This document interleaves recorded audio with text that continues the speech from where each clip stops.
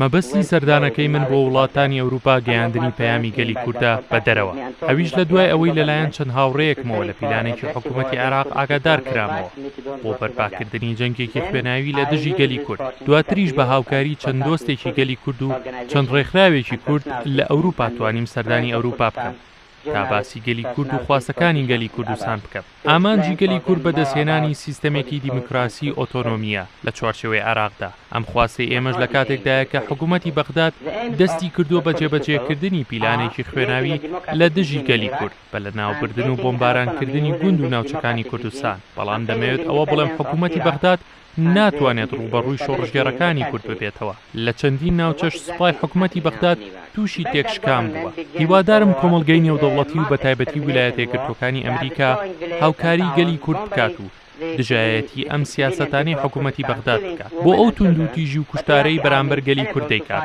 بەڵام لە هەمان کاتیشدا دڵگرانم کە حکوومەتی بەریتانیا هاوکاری سەربازی پێشکەش بە حکوومەتی عێراق دەکات و لە دژی گەلی کورد بەکاریان دەهێنێت.